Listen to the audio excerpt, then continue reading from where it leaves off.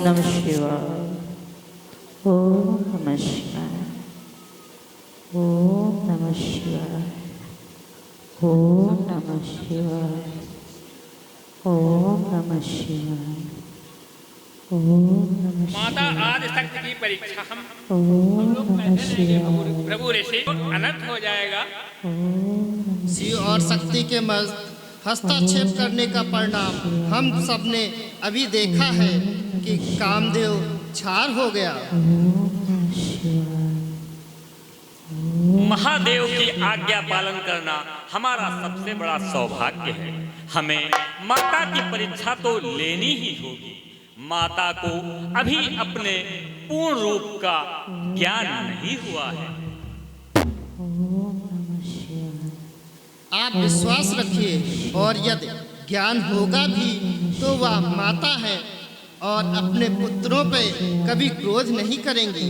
चलिए शीघ्रता से अपना कार्य पूर्ण करते हैं। हे शैव कुमारी, तुम राजमहल के साधन में रहने वाली त्याग के इस निर्जन वन में अकेले किस कठोर के तप में लीन हो देवी?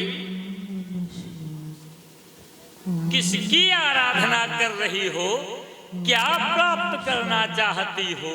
हिमवान राज के राजमहल में सारे सुख हैं, फिर यहाँ इस निर्जन वन में यह घोर तपस्या क्यों कर रही हो? कहिए, यही अपराध हो का तुम चाहो हम सन सत्य मरण क्यों चाहो? अपना मंतव्य हमसे कहो देवी। आप सभी ऋषियों को हिमराज की पुत्री पार्वती का अभिवादन। आप सभी के समक्ष अपनी इच्छा को व्यक्त करने में लज्जा आ रही है। मेरी इस मूर्खता पर आप अवश्य हंसेंगे। देखो मुनि अविवेको हमारा, चाहिए सदा हंसी वहीं भर तारा। देव ऋषि की बात मानकर मैं महादेव को पति के रूप में पाना चाहती हूँ। नारद, आप तो नारद की बातों में आ गई। बहुत भोली हैं देवी, आप बहुत भोली हैं। नारद का काम ही है सबका घर उजाड़ना देवी। वह सन्यासी है, एक जगह टिकते नहीं और चाहते हैं कि किसी का घर ना बसे। सब सन्यासी होकर नारायण नारायण करे। देवी, दक्ष पुत्रों को उपदेश दिया, बेचारे घर वापस नहीं लौटे। घर का मुंह उन्होंने देखा ही नहीं। चित्रकेत का घर नारद ने सब चौपट कर दिया। पता नहीं नारद का पर्वतराज से क्या वैर है। फूल जैसी लड़की बच्ची को यहाँ तप करने के लिए बैठा दिया। पुत्री, तुम नारद की बात में आया मानकर शिव उदासी जैसे पति को पाना चाहती हो? मुनिवर, आपकी बात सत्य है। नारद जी के कहने पर ही मैं शिव को पाना चाहती हूँ। निर्गुण नीलज कुबेश कपाली, अकुल अगेह दिगंबर ब्याली। पुत्री, शिव तो उदासीन, गुणहीन, ब्याली, कपाली, अनंग अजब गजब के वेश बनाए रहते हैं। कभी सांप लपेटते हैं तो कभी भस्म रमा लेते हैं तो कभी निर्वस्त्र होकर इधर उधर घूमते रहते हैं। उनसे विवाह करके कौन सा सुख प्राप्त करोगी देवी? ना कुल का पता, ना माता पिता की कोई जानकारी, ना घर ना चूल्हा। मिल गया तो खा लिया, नहीं तो भांग पी के मस्त। पुत्री, हमारी बात मानो। सती के साथ क्या हुआ आप किसी से पूछ लो। ऐसे बल से तो कोई गरीब अबला भी ब्याह नहीं करेगी। आप तो पर्वतराज की पुत्री, ऐश्वर्य वैभवशाली के और महलों में रहने वाली हो। बेटा, मेरी बात मान लो।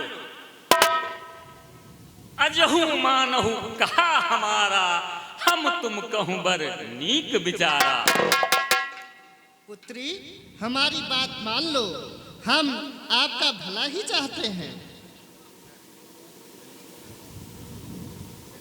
हमने आपके लिए एक सुंदर वर देखा है, बहुत कुलीन है, सुंदर है, कोई दोष भी नहीं है पुत्री उसमें। हाँ पुत्री, जिस वर को हमने आपके लिए देखा है वो अति सुंदर है। उसकी लीला और महिमा का गुणगान वेद करते हैं। दूषण रहित सकल गुण राशि, श्रीपति सोपुर बैकुंठ निवासी। आप लोग सत्य कहते हैं, परंतु जब मैंने नारद जी के वचन मानकर महादेव को स्वीकार कर लिया है तो फिर क्या मंगल क्या मंगल। महादेव अवगुण भवन, विष्णु सकल गुण धाम, जेहि कर मनोरम जाय सन, ते ही सन काम। पुत्री, अभी विलंब नहीं हुआ है। मैं अभी भी आपकी बात विष्णु जी के साथ बनाना चाहता हूँ। हे मुनीश्वरों, यदि आप पहले आते तो मैं आपके उपदेशों को मानती, पर आप देर से आए हैं, इसमें मेरा कोई दोष नहीं। अब शिव ही मेरे सर्वस्व हैं। जन्म कोट लगी रगर हमारी, बरो समुन्नत रहो कुमारी। तजो न नारद कर उपदेशो, आप कहें सतबार महेशु। अब मैं आपके चरणों में निवेदन करती हूँ, आप अपने अपने आश्रम को जाएं। आपकी साधना में विलंब हो रहा होगा। जय जय अम्बिके भवानी, जय मातेश्वरी। मैं आपकी साधना और महादेव जी के प्रेम को परख रहे थे। आपको महादेव से अब और अधिक समय तक दूर नहीं रहना होगा। महादेव शीघ्र ही आपसे विवाह हेतु स्वयं आएंगे पुत्री। अब आप अपने राजमहल में जाएं। जब तक महादेव के दर्शन नहीं हो जाते और वे मुझे स्वीकार नहीं कर लेते, तब तक मेरी तपस्या चलती रहेगी।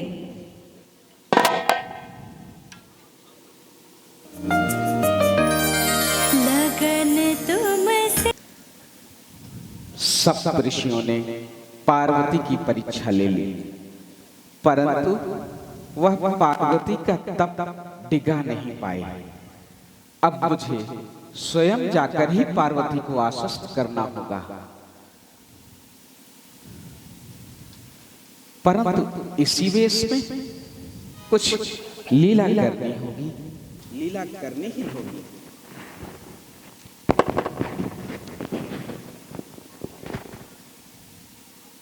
कैसा सुंदर स्थान है। प्रकृति अपनी पूर्ण सुंदरता से इसी स्थान पर बस गई है। ओम नमः शिवाय, ओम नमः शिवाय। गौरी की घोर तपस्या से ही यह स्थान गौरी शिखर कहलाएगा।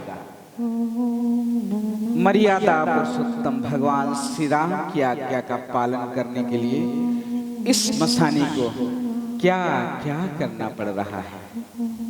जय श्री राम, जय श्री राम, जय श्री राम।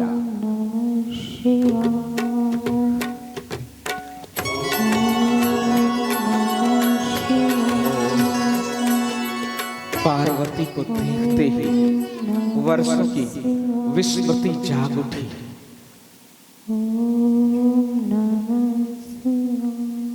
जगा दो इसी समाधि अवस्था में गिरनंदिनी को जगा दो। कहीं तपस्विनी के हृदय को ठेस ना पहुंच जाए। उठाना तो पड़ेगा ही, परीक्षा जो लेनी है। अच्छा, धीरे से पुकारता हूं, शैल कुमारी, शैल कुमारी। नहीं सुना।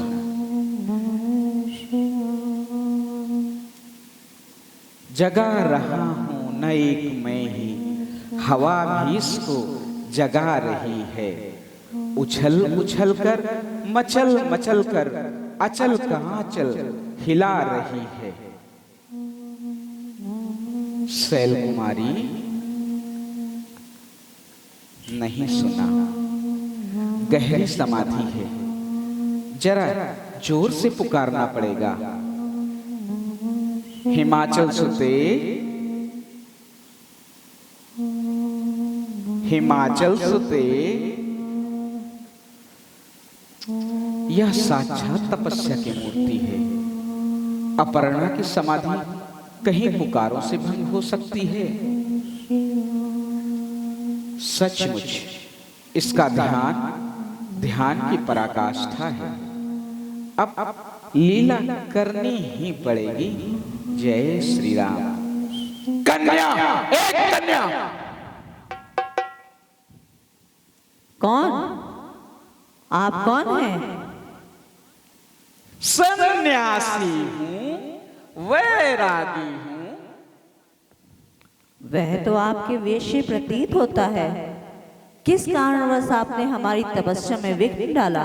इधर से गुजर रहा था, आपको तपस्या करते देखा, इसलिए ठहर गया। क्यों? आप इतनी सुंदर हैं, कुमार अवस्था में हैं, आपकी आयु विवाह योग्य है रानी। महलों में रहकर सुख भोगने के समय आप हिमालय के इतने ऊंचे शिखर पर इतनी उग्र तपस्या में लीन हैं, जानने की जिज्ञासा हुई। क्षमा करें, वैरागी का वेश बनाकर श्रृंगार की बातें करते हैं। आपको इतना भी ज्ञान नहीं। साधना के लिए कुमार अवस्था ही उपयुक्त है। आरंभ में ही जिन्होंने संयम पूर्वक साधना की है, बड़ी से बड़ी उपलब्धियां उन्हीं को मिली हैं। आपको भी अगर किसी उपलब्धि की खोज हो तो मेरी तरह तप में रम जाइए। हिमालय ही के शिखर पर क्यों? हिमालय भी तो एक देवता है। यहाँ शांति है, अनायास मन नहीं भटकता। हिमगिरी की यह दृढ़ता तपसी के लिए सहारा है। आसन जिसने यहाँ लगाया उसने मन को मारा है। धन्य है हिमालय। तो देवी, आपकी इस उग्र तपस्या का यह स्थान ही कारण है। मेरी उग्र तपस्या का कारण गुप्त है। यह एक ऐसा उद्देश्य है जो बतलाया नहीं जा सकता। उद्देश्य गुप्त रखना तो राजाओं की नीति है, योगियों की नहीं देवी। योगियों की भी है। राजा और योगी दोनों अपना मंतव्य छिपाते हैं। देवी, आप अपने मंतव्य को चाहे जितना छुपाने की चेष्टा करें, परंतु वह छुप सकता है ही नहीं। संपूर्ण पर्वत प्रदेश में यह बात व्याप्त हो गई है कि आप यहाँ शंकर के लिए बैठकर तपस्या कर रही हैं। आप भी इसे स्वीकार कर लीजिए। सत्य को छुपाना पाप है देवी। एक निवेदन करूं, बुरा तो नहीं मानेंगे? नहीं नहीं, बुरा नहीं मानूंगा, बेधड़क कहिए। सत्य को तो आपने भी छिपाया है। सब जानते हुए प्रश्न पूछने का नाटक रचाया है। कृपा कर स्पष्ट कहिए, आप क्या चाहते हैं? मैं चाहता हूँ आप शंकर के फेर में ना पड़ें। क्यों? क्या वे देवता नहीं है?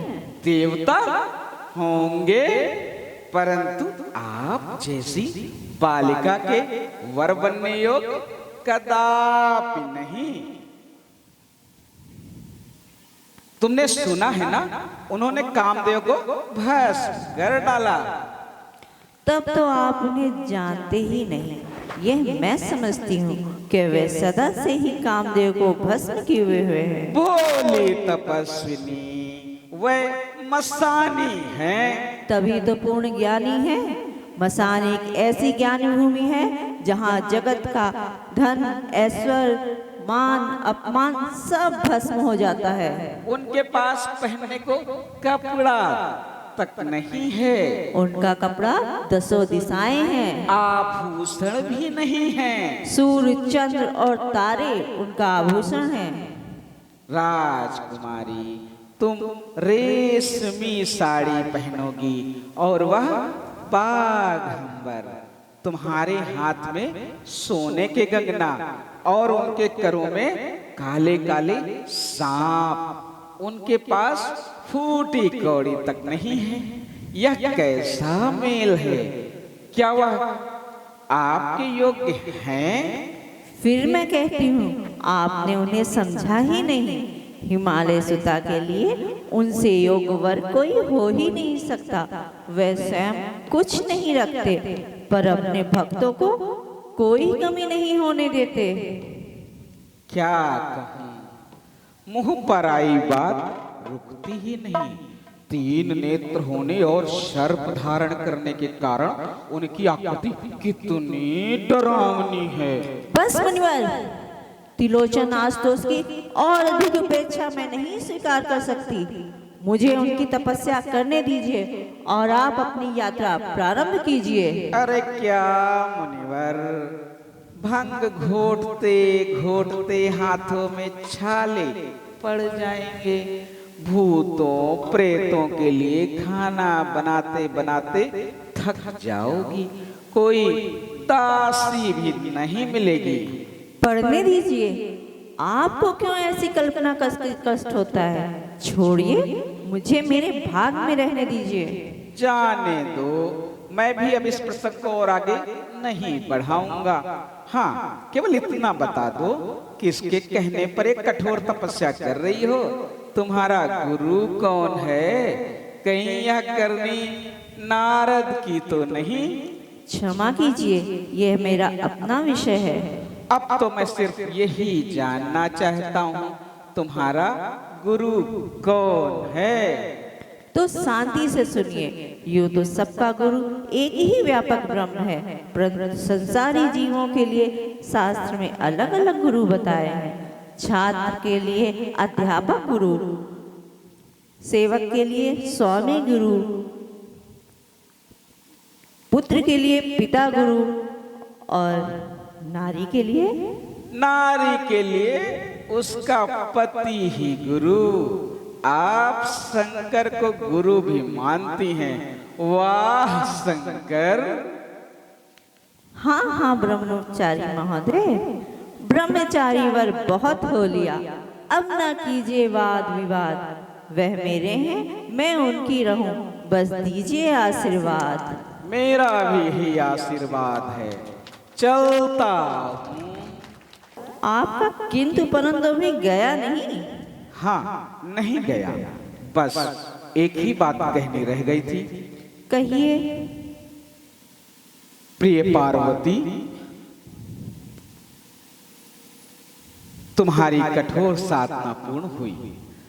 तुम्हारे कठिन तप ने सृष्टि को संदेश दिया है कि साधना से कोई भी लक्ष्य प्राप्त किया जा सकता है।